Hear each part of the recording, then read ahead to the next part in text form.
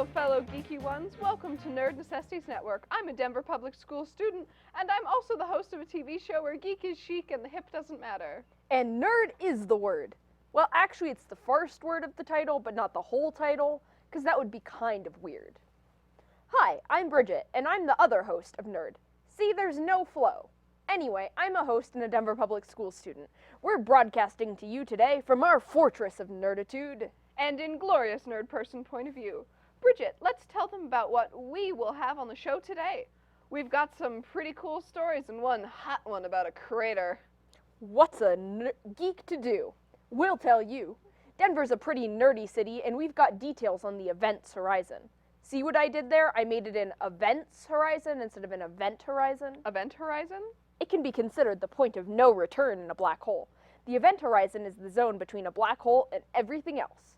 Once you cross the event horizon, you cannot return from the black hole. You pretty much get sucked into nothingness and crushed out of existence. And that sounds like it sucks. Our local events don't suck though, so we'll tell you about them. We'll also take a journey on our virtual screen. I don't know where we're going, do you? I do, in fact. Oh, that means I'm guessing today. Can you, as an audience member, figure out where we are before I do? Or if I do? I won't mention the fact that I guessed Atlanta on the first try. Oh wait, I just did. But I'm very humble about that. So what about the rest of our show? It will be in plain sight, or maybe I should say plain to see. Something to do with some kind of plane? The prairie kind? The geometry kind? The flying kind? What would you say if I told you that we have cameras in space and we are going to fly a plane into the events horizon live for our demo? Then I would say that we are broadcasting from the fortress of Necessities and not from our studio. And you would be correct if the fortress of Necessities was also in the future, because that's not something we humans can currently do, unless, of course, you are talking about fictional worlds. We will be talking about stories from the fictional worlds and the real world right now. Production control, roll it.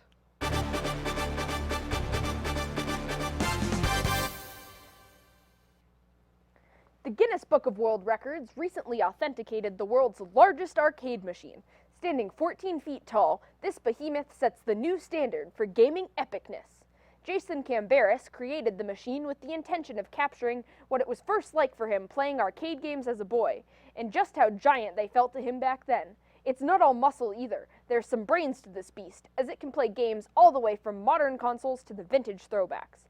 Good luck trying to hide that under your bed, Jason. Your mom won't have a clue you're staying up in the middle of the night with your 14-foot-tall light-up friend.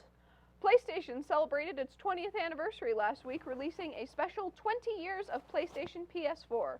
Only 12,300 were made, retailing for $1,230 in tribute of the original 1995 December 3rd release. Wait a minute, how are you celebrating your 20th anniversary if it isn't December 3rd yet? Don't you think that's a little premature, PlayStation? Mm-hmm. What if I wanted to celebrate my birthday a couple months early? Hey, I know my birthday isn't for another 6 months, but I really need a new pony now, so we're celebrating tomorrow. Yay! Each year in Japan, leftover straw from the rice harvest is displayed at the annual Wara Art Festival. This isn't your run-of-the-mill straw, however, as artists shape and sculpt the straw into beautiful works of art. Dinosaurs were a crowd favorite, along with insects, Pokemon, and sea critters. Somehow, the coolest things American farmers have managed to create out of straw has been bales. Bales? Come on, America! First you fall behind in math and science, and now you're telling me we've dropped the ball on straw art, too? I got my arm stuck in a bale of hay once. It has been hotly debated and longly awaited, but Apple has finally released some news on the types of technologies the tech giant has been constructing. To the chagrin of most, myself included, this isn't a hologram, but rather a 3D push technology for touchscreens. For instance, you want to read an email? Tap it. Reply to that email? Click it. Send that reply? Hold down firmly. Good news, Grandma! Time to get rid of all those dang clunky numbers and buttons. All you need is a firm, steady hand. How steady are those hands, Nana? Pee-wee is back and it is bigger than ever. Pee-wee Herman!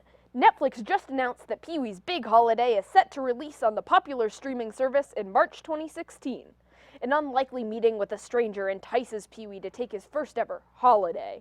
Some of the producers include Paul Rust from Arrested Development and Judd Apatow from Superbad and Anchorman.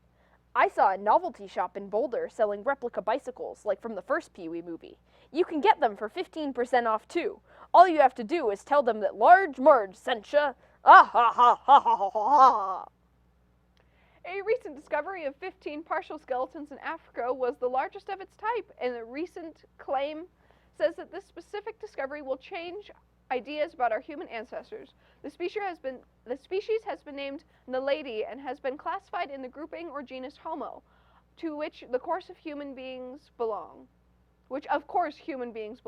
Researchers believe that the specimens could have been the first of our kind in the Homo grouping, and that they could have lived in Africa up to 3 million years ago. 3 million year old skeletons found in the middle of the African jungle? How do these researchers get off calling themselves researchers? Sounds like a paid vacation to an African haunted house to me. Ever since Reuben Wu was a little boy, his life goal has been to photograph the neon blue flames of Kawah Ijen crater in East Java, Indonesia. The blue fire crater, as it is affectionately nicknamed, isn't really even lava at all, but combusting sulfuric gas. With extreme temperatures up to 1,112 degrees Fahrenheit, the gas ignites spontaneously into 16-foot-tall flames. Wu and his wife made the pilgrimage in July, with beaches and food being a hit with the couple.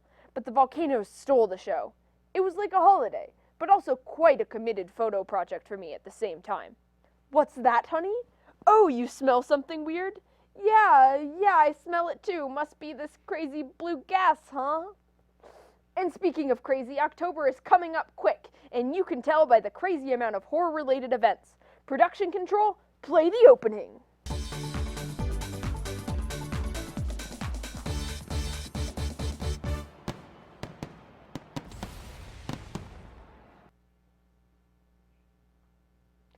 Any respectable classic horror movie fanatic has heard of Dario Argento.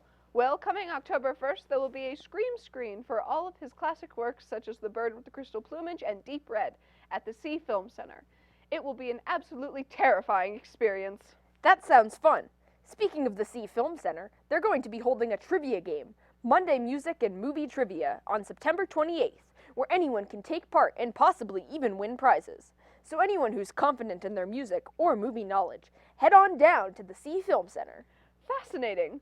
For all the horror movie junkies out there, the Mile High Film Festival is being held at the Alamo Drafthouse, where they'll be showing the most horrific and thrilling films of the genre, October 1st through October 4th. Sounds nerve-wracking. Another nerdy event taking place is Elitch Garden's very own Fright Fest, where there will be tons of suspenseful attractions, such as haunted houses and even horror-themed rides. This wonderfully scary event will start October 3rd and will run every weekend until the end of October. Sounds absolutely thrilling, Bridget. Another thrilling and nerdy event that's going to take place is the Denver Zombie Crawl on October 17th, 4 p.m. It's rumored that it's going to break the world record of the largest zombie crawl with over 1,028 participants. It's going to be apocalyptic. I bet it will be. And to transition over to the more magical side of things, the newest expansion pack of Magic the Gathering will be released next month, but pre-release is imminent. You can join in on the pre-release fun on September 26th and 27th at tournaments that will be held around town. 6 packs of cards plus a special gift will be about $30, but will allow you to join in the coolest trading card game in the world. Sounds like it'll be a lot of fun. And speaking of magic and sorcery, the Power of Poison exhibit remains open to the nature and science enthusiasts until January 10th at the Denver Museum of Nature and Science. You still have a chance to learn about the science behind medieval magic. And while you're there, be sure to check out the new International Exposition of Sherlock Holmes. The exhibit offers insight into the physician-turned-author Sir Arthur Conan Doyle's childhood, his inspiration for the Sherlock stories, as well as real-life manuscripts, letters, and artifacts. A complimentary detective's notebook will guide you through an underground train station, Sherlock's sitting room, and even a mock crime scene. Will you be able to crack the case? More importantly, will Watson be there? For all of you nerdy people out there who grew up watching Animaniacs, you now have the chance to relive your childhood. The Colorado Symphony Orchestra will be performing Animaniacs live at the Betcher Concert Hall on September 26th. Enjoy a night of the original scores of the show and the Emmy Award-winning theme song. Be sure to get out and explore these awesome events in your very own backyard. We were lucky enough to get to an event called NDK. We had a blast, and when we come back, Mara will be here to talk about it. For Alyssa White, painting was not her first job. Went to the reserves and I ended up going to Desert Storm. Or even her second. Then I ended up getting into the financial industry in real estate. But she had good reason to change after the real estate market crashed several years ago.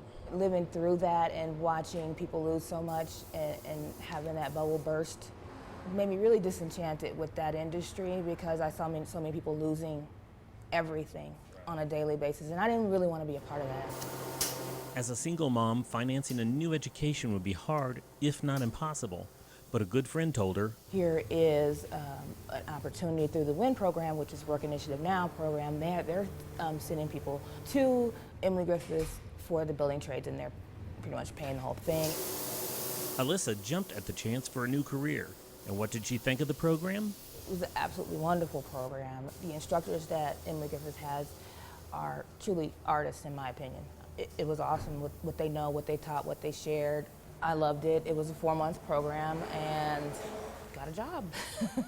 Right away, she was working. Now I work at Hegum Lindquist Paint Company.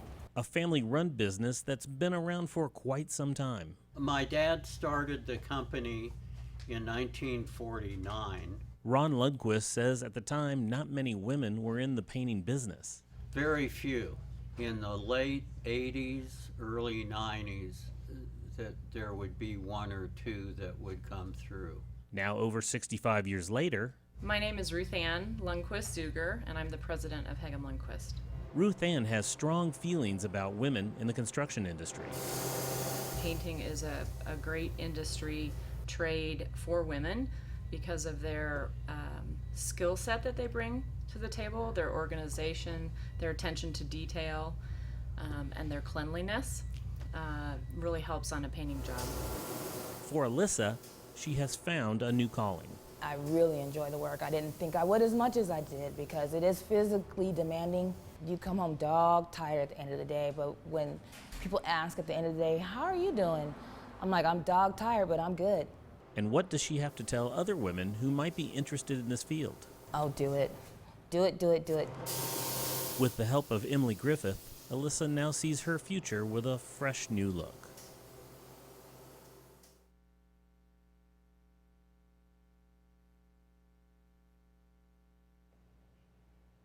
And we are back. Welcome back to Nerd Necessities Network.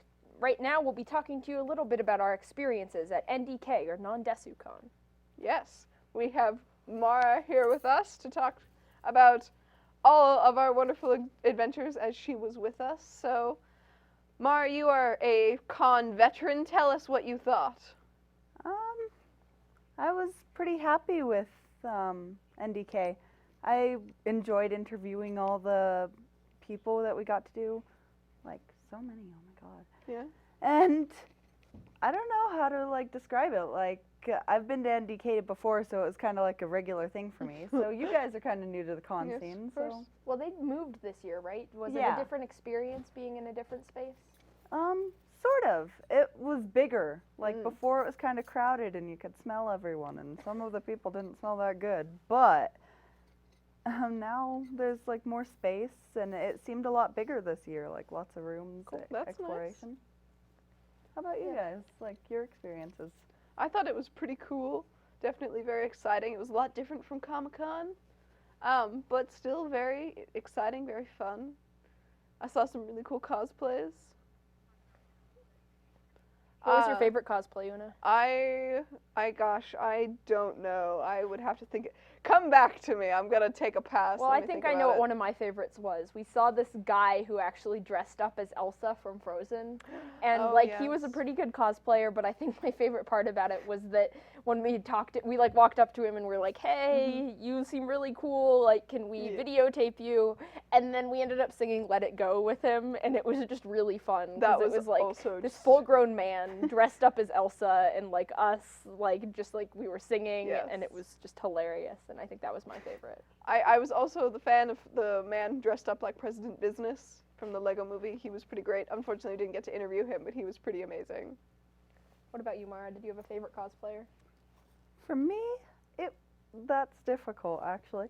But one of my favorites was the Link that we got to see at the Sheridan, and how we like kind of placed him in front of the Link at Sheridan sign.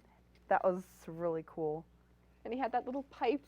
Yeah, he had the little ocarina, and he Yeah. knew the song. That was beautiful. It's pretty impressive. Yeah. That's dedication in your cosplay. When you can- don't yeah. speak and learn an instrument specifically to be Link. It's impressive. Yeah, it really was. Oh yes, we interviewed many people. Who do you think was your favorite interviewee? I do not remember his name, but I remember his characters. So Master Roshi from Oh, Dragon Ball Z. I don't He think was really cool. Yeah, it was why an do you like interesting interviewing him? experience. Because it was hard for us because we didn't really know any of them.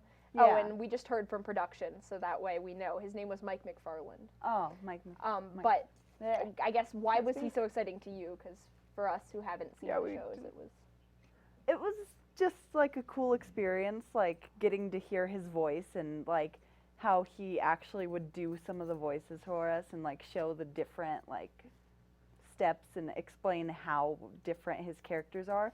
So it was really cool to like hear like Mike doing his thing and kind of explaining about what it's like to be a voice actor. So That is pretty awesome. it was intense. Well, unfortunately, we are out of time, so let's roll the Emily Griffith video, and thank you, Mara. Thanks Thank for you. joining us. What is a pun, and why does my teacher tell me to stop using them in my essays? Is there a formula of sorts for analyzing poetry? If we had to leave Earth, where should we go? Subtracting a negative is like adding a positive. So opposite of an opposite. Two wrongs make a right, I guess. He went to bed, I went to bed. You wouldn't say, me went to bed, unless you're a caveman. What is the hottest planet in the solar system? A semicolon is like Wonder Woman. She can work alone. Coolness, cool points. We'll go Cool points there. count a lot in the universal spectrum. My Benson has fractions, so here's what the directions say. Oh, what grade are you in? 4th, You are very, very smart.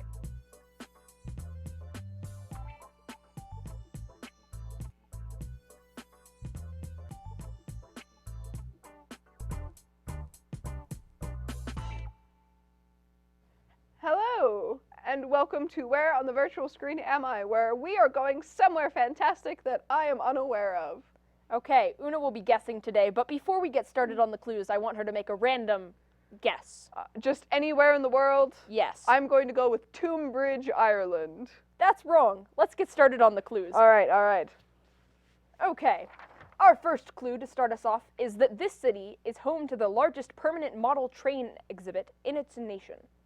Nashville. Not correct. The next clue is that the city's international airport is the third busiest in the world, and it has the world's largest parking lot. Dubai. Also incorrect. The city began the first ever drive-through window at a bank. Oh. New York? Not exactly, no.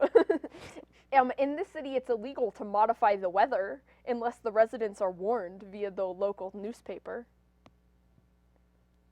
Somewhere in Alabama. No, but you're getting a little closer. Okay. The city owns the second tallest Ferris wheel in its nation. Oh. Is it somewhere in Texas? It is actually somewhere in Texas. Do you have a city? Austin. Wrong. Oh. This city has the largest metro area in its nation, not on a navigable body of water.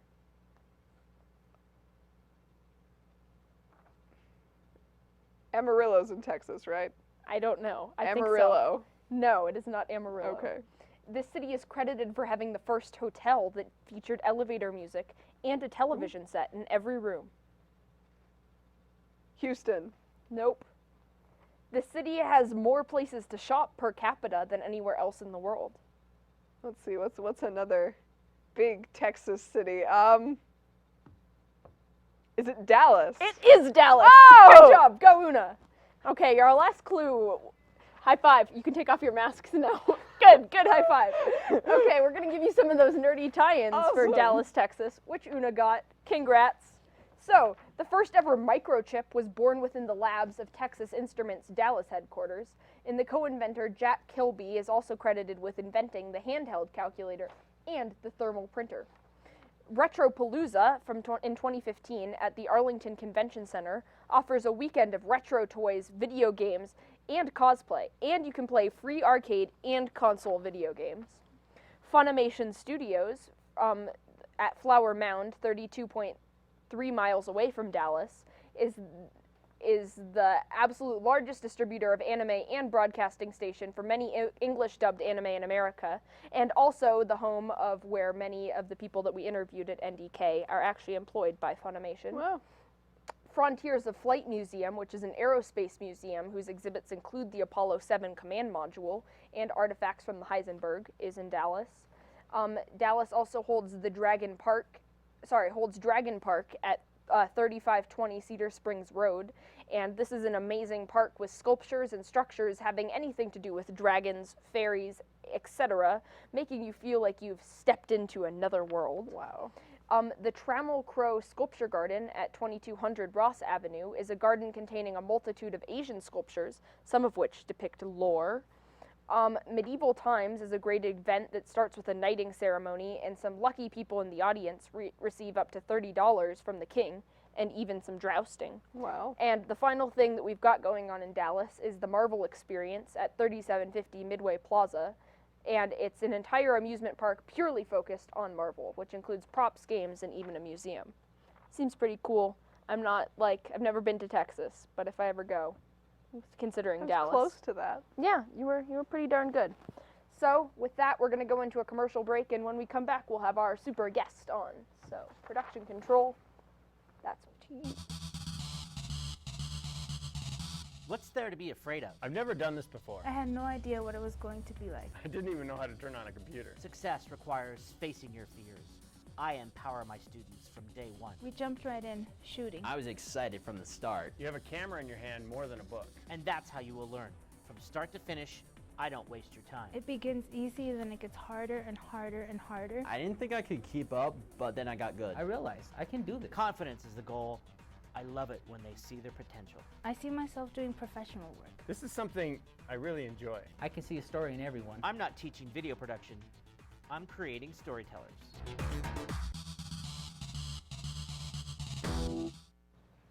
Hello and welcome back. We've got our guest here, and we'll be giving him his super guest cape. Awesome. Thank you very much. You are, in fact, super, so gotta have the cape. My mom always told me that. All right. Well, welcome to the show. We obviously met you at Wings Over the Rockies. Yes. But let's get a little recap on who you are and what you do.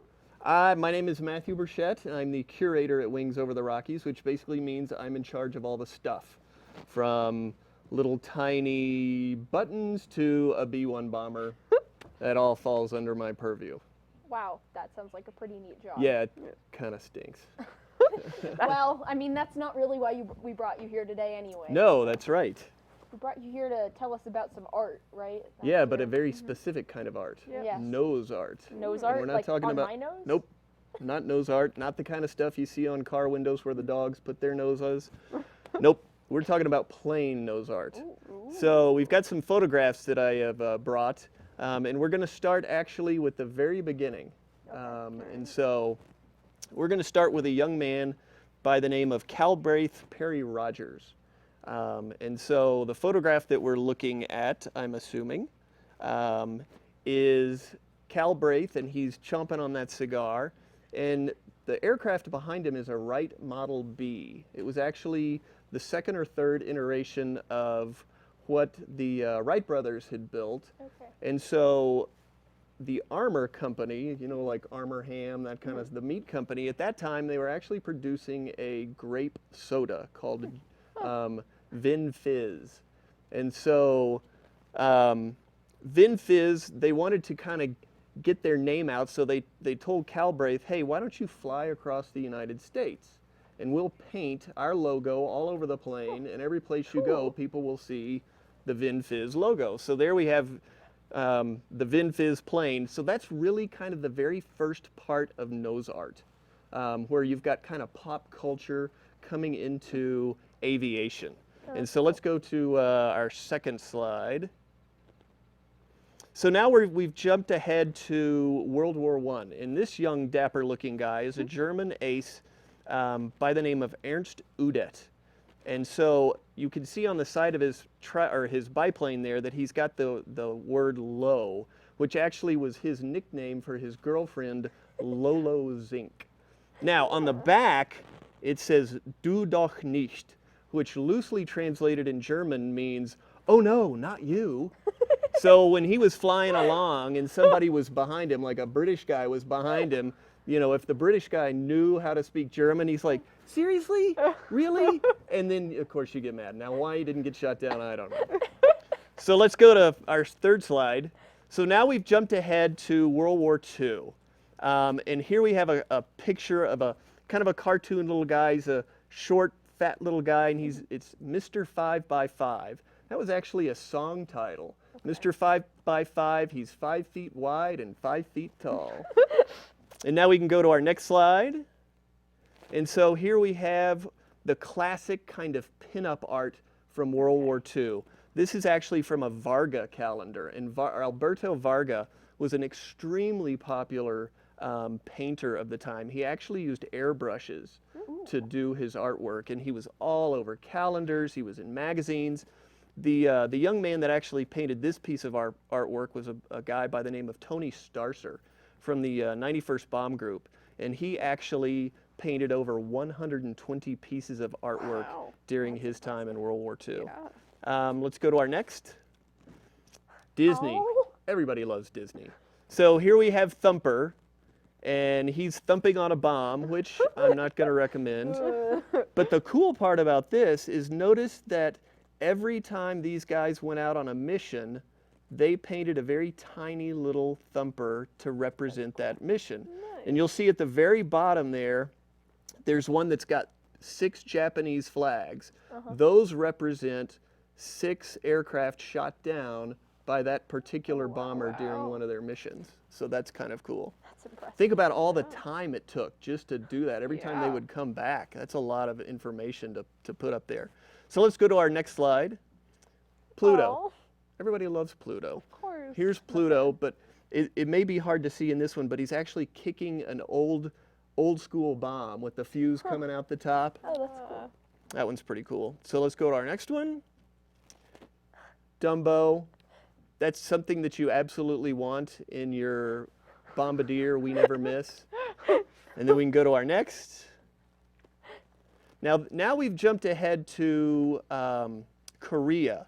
And the reason I picked this photograph is because the guy that's flying this aircraft actually flew in World War II and utilized the exact same nose art on his P-47 in World War II. And so he just, as he got called back into service for the Korean War, now he's just repainted his plane with the same thing he had in World War II, which I think is kind of neat. That's fun. And then one more. Now we've got into Vietnam. This is actually an AH-1G Huey Cobra, which was an attack gunship. And the guy standing there, he's the pilot, and he's named his Cobra Pillow Power. Why would you call like this massive machine? Yeah, it's so scary. Well, he was so short, he literally had to sit on a pillow to see over the top. Because in the helicopter, the pilot sits in back, and then the gunner sat in front, so he literally had to sit on a pillow to be able to see over the instrument panel. And then we've got one more, I believe. I had not lived in Denver that long when I found this photograph, and it took me a while to figure out what this guy had painted on his helicopter. And you can see right under his right arm is a symbol, and I thought, man, that looks really familiar, but I can't figure out what it is. And one day I was driving down the street, and this guy passed me in his car, and I saw the symbol on the back of his car, and I went, well, duh, it's Never Summer Snowboards. Oh. Come to find out, Nice. the kid's from Colorado, so of course he's going to put Never Summer on his helicopter. So that's like the history of aircraft nose art in like 10 minutes. Awesome. Or less. Wow. So, what else do you want to know about nose art? So Because I that- can go for yeah. another 10 hours. Well, you showed us that the last one that we just saw. He also had a card on the top. What was that? Yeah, that's actually, the red and white is the flag for cavalry. Red and white goes way, way back to Civil War times and even before as the colors for cavalry units. And so then the ace of spades actually denotes his unit, his squadron within the larger unit. Today, helicopters like that, that's a little OH-58, are actually considered air cav. Okay. So these guys have their, their big black cavalry hats that Yeah. they wear around, and they're really proud and they're really obnoxious. I've got a bunch of friends that are air cav guys, and they're hard to live with. So I'm curious, how did you get into playing nose art in the first place? I don't know. As a kid, I had a bunch of books on history, and I remember looking through them, and there was one guy by the name of Tony Starcer, I mentioned him before, that just did this amazing work on B-17s, and from then on I was hooked.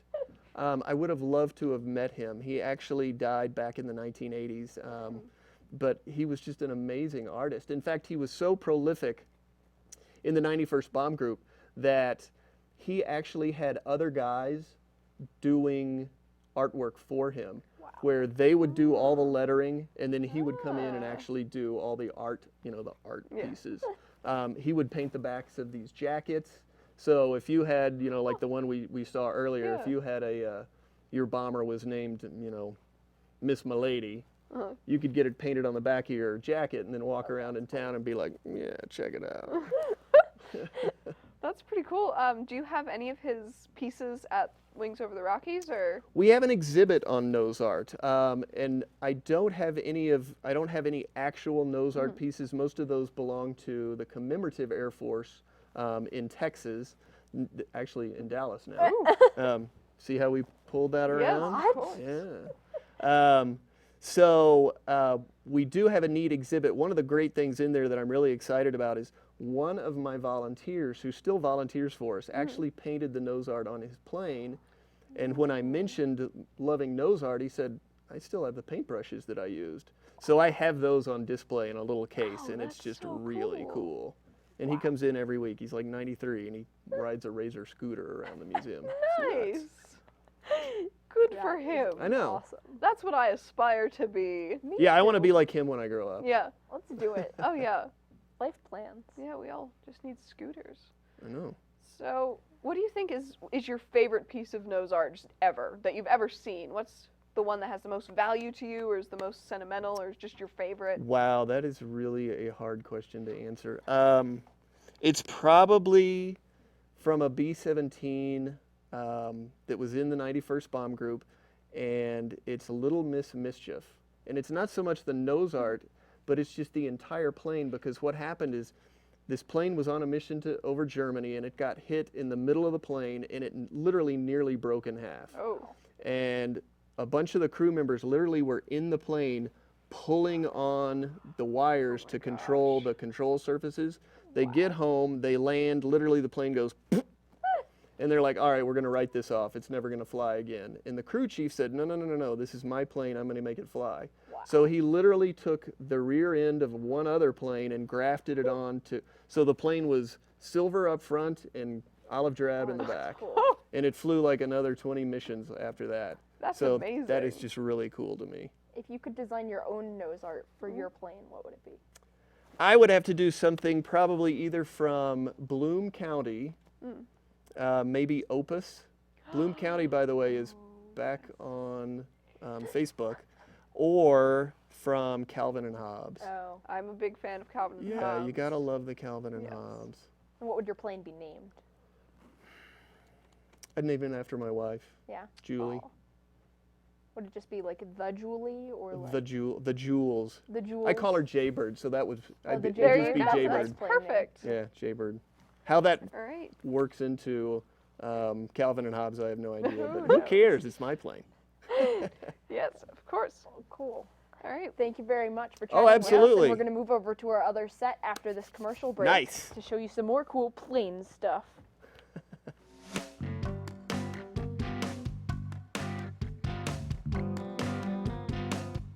So this is where the throttle body would go. This is the intake. My name is Dariana Gonzalez, and I'm taking the automotive service program here at Emily Griffith. Not here too. I actually started being interested in cars when I was around 15. Paving didn't come. I chose Emily Griffith because that's what I decided over the summer, that I wanted to work on cars, do something different from what everybody else was doing. Also, I was looking at other technical schools for automotive, but the thing is that they were too expensive, so that's why I chose to come over to Emily Griffith. I want this career to take me as an automotive tech to show other women that also it's not just a voice thing, that women are capable of doing whatever men can do. My favorite part is actually taking apart the engine. That was my favorite class.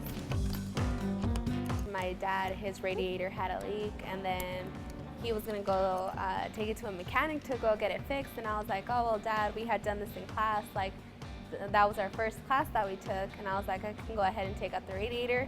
And I was like, I'll help you out, I know what to do. So I did it myself, and I saved my parents money. Yeah, I have a job. I have a job at Champ Automotive. I remember this one lady, she had asked if someone could put on a head bulb for her. So I start working, and while I'm putting in the bulb, I hear her little daughter in the back, not really screaming, but telling her mom, she's like, Mommy, you see, a girl's working on our car. And then her mom just comes over to me ecstatic, and she's like, oh, we're just teaching our daughter that whatever a man can do, girls can do. She's like, oh, you're a good example about that. Made me feel really proud. I think Emily Griffith is great. They gave me the opportunity to learn. They gave me a scholarship. They gave me an instructor that helps me.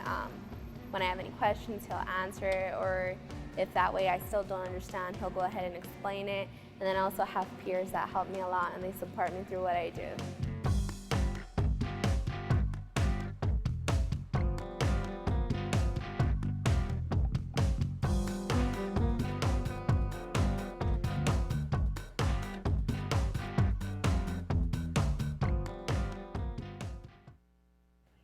And we're back. Airplane making time. As Oh, you yeah. can see, we just talked about planes. Now we're gonna make some planes of our own. Amazing. And we're gonna teach each other and you how to make these airplanes. So the first one we're making is called the Thunder Bomber. As you can see, we've each got our piece of paper. We're gonna start by folding it in half vertically. Well, I guess long Hot ways. dog. Long ways, hot dog style, right? Okay. Then we're gonna unfold it. Then we're gonna do a hamburger. Oh. I'm getting hungry. The other way. I know. I wonder if you Me could too. perhaps infuse a hot dog and a hamburger. Is craft services on site? So as you can see, we've got this. It's got this nice crease down the middle. Leave it folded. And then what we're gonna do is you take this diagonal here, this diagonal, and we're gonna fold it. So, and then unfold it. We're just making a crease here. It's actually more like this. You actually want to get the whole diagonal. Oh. Sorry, that was not. All right, I got you. And then we're gonna do it on the other side. Gotcha. Oh, I totally did this wrong. Whatever, it won't We got impede it, the we got plane. it. You kind All of right, end I'm up gonna- needing that I'm anyway. I'm gonna keep doing what I'm doing. You're gonna here. make a I'm- classy plane. I'm going. We're gonna see how that goes. That's right. All right. Okay. Now this is the fun part. Are we totally unfolding it? Not quite. I We never actually did are follow leaving it directions refolded. well. Okay, so then we're gonna do this. So we're gonna fold down to the crease. All right, all right. Mine is gonna be a little bit weird. As you can see, we're folding down to this crease here. So We're very good it's at got folding this things flap. here. And we're gonna unfold it. So we've got these nice creases. Now this is the tricky part. Once we've got these creases, All right, all right. we're actually gonna pop it inside. So we have to fold it into the body of the plane. And the first time I made this one, this was kind of where I started getting confused. But what it should look like is like this, once you've got it folded in. Yeah, you've got it going on. Yeah, see? Una, you're Okay. almost there. Yeah, now just flatten it. Just like if you smush it down, it'll be mostly right. Yeah, that's mostly right, actually. Perfect. Okay. Now this next part is also kind of weird, but basically you're just gonna fold this in a little bit, and you just kind of eyeball it. All right. There's no like specific way to do it. You just kind of want it in a little bit, and you do it on both sides. So we're doing it like this. See, we're folding this in. Who comes up with this stuff? I don't Yeah, know. who I has feel the like there's time? people who like have Exactly. jobs to design airplanes, and I feel like that would We be actually like, had a guy at the museum who had he had the world's record for, what was it? Longest flight. that's awesome. And it was something Wow. like 30 some odd seconds, 32 Jeez. seconds. When you think about a paper airplane, you're like, well, that's nothing, but toss your paper airplane. Yeah, no, I don't think I And could. it's like no, 30 I seconds, that's understand. half a minute. Yeah, that's like a long time. Good So for then him. this next part is also kind of weird. We're actually gonna like fold this flap down. So Which flap? see, you basically just shove some more stuff on top of itself. Like Mine is not, this is going to be. You're almost there. This is going to be an interesting plane. You'll have to tell us See? if these are You just flight fold ready. these down. We'll see how they turn out. Wow, yeah. So now that you've got that, then yeah, you do that on the other side, and then you basically just do more folding. Okay. Yeah, mine is totally going to be different than y'all's. Whatever. This- We're all gonna have this unique looks- airplanes. And then we can have a fly off. Okay. I think. Yep, yep.